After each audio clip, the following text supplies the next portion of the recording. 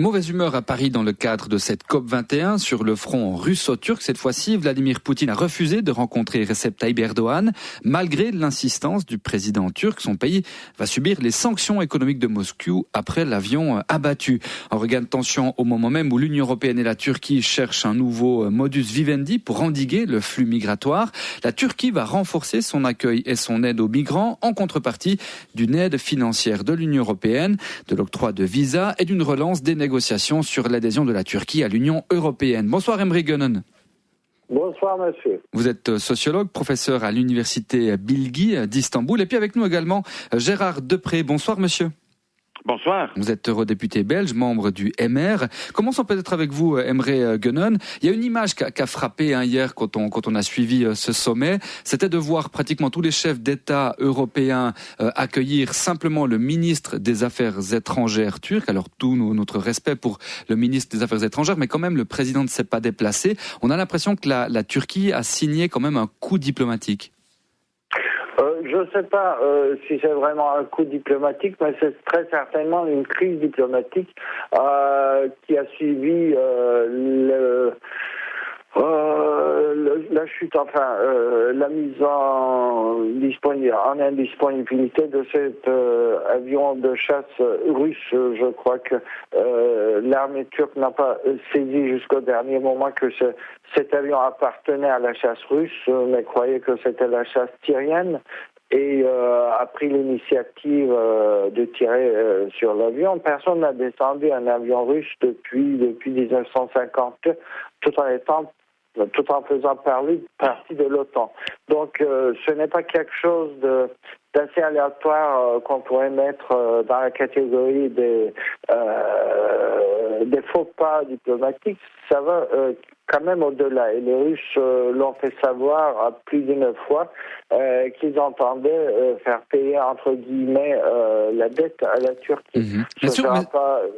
Mais sur les termes de l'accord qui était trouvé hier, ou en tout cas qui est en train de se mettre sur pied entre Européens et Turcs pour régler la question migratoire, est-ce que là, la Turquie, vu les données aujourd'hui posées dans l'équation, est-ce que là, aujourd'hui, la Turquie s'en sort vraiment dans une position très, très intéressante ? La Turquie s'en sort à bon escient, si vous voulez. Mais bon, la question de migration des réfugiés n'a pratiquement rien à voir avec ce qui s'est passé avec les Russes. Ceci étant dit, la Syrie n'est plus un pays et on risque de voir encore des dizaines de milliers de Syriens déferler vers la frontière turque. Ce que l'Union européenne et la Turquie vont faire ensemble, c'est d'établir un système d'intégration de ces immigrés et de ces réfugiés dans la société turque et autant que faire se peut, les guider d'une manière, entre guillemets, officielle et légale vers des pays européens qui sont susceptibles de les accueillir. Donc en Turquie, il y a 2 600 000 réfugiés. En Europe, dans le meilleur des cas, il y aura un centaine de milliers de réfugiés qui seront acceptés. Donc ça ne va pas résoudre du tout, ça ne va pas alléger le poids de la Turquie. Alors on vous entend bien, on va peut-être faire réagir Gérard Depré, Emre Gönen. Gérard Depré, ce deal, si on peut l'appeler comme ça, où la Turquie accueille davantage et s'occupe mieux des migrants pour ne pas qu'ils arrivent plus loin au sein de l'Union européenne, contre 3 milliards d'euros et des facilitations de visa et relance des négociations pour l'adhésion.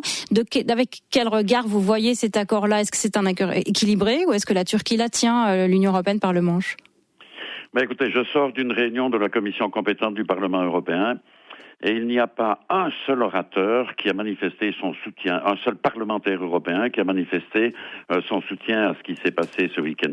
Il y a une extrême perplexité dont l'origine se trouve vraisemblablement dans la politique que mène le président Erdogan, parce que plus personne ne lui fait confiance.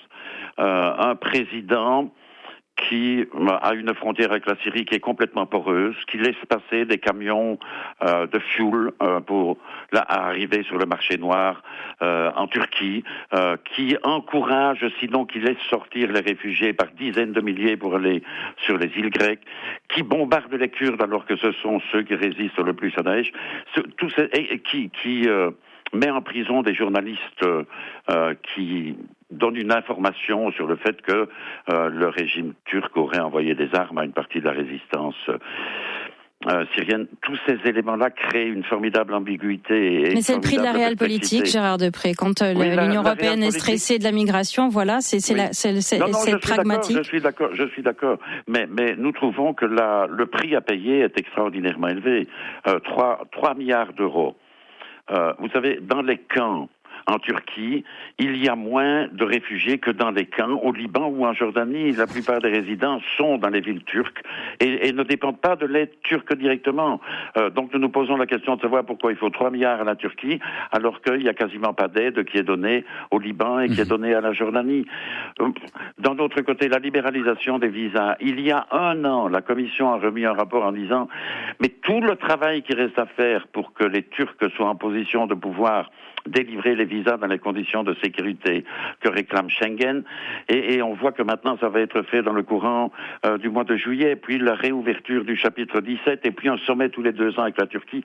Donc il y a un très grand malaise parce que personne, très objectivement, parmi tous ceux qui sont intervenus aujourd'hui, ne croit que la partie turque respectera ses engagements de la même manière maintenant qu'elle a un jeu complètement ambigu et qui est illisible pour nous.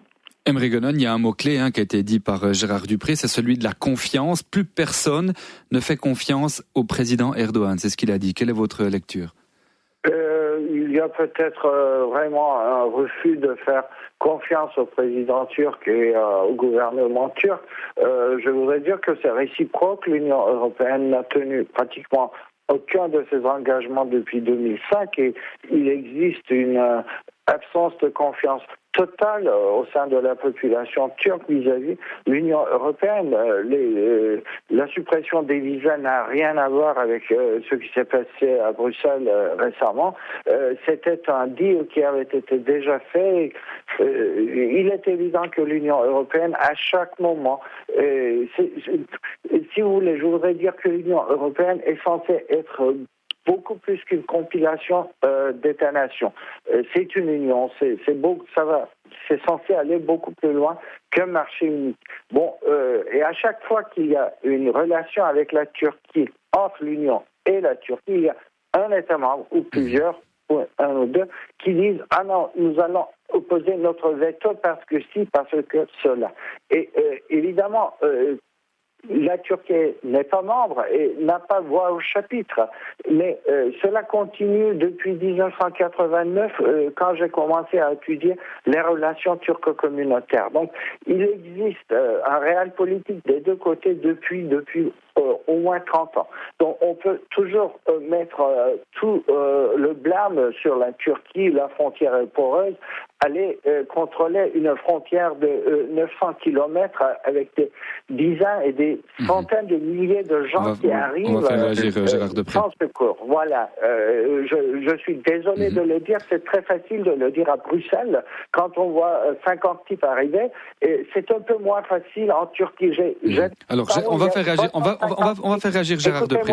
Oui. 350 000 Syriens qui habitent Istanbul, juste à ce moment-là. On ne les met pas à la porte, on ne les traite pas comme des pestiférés.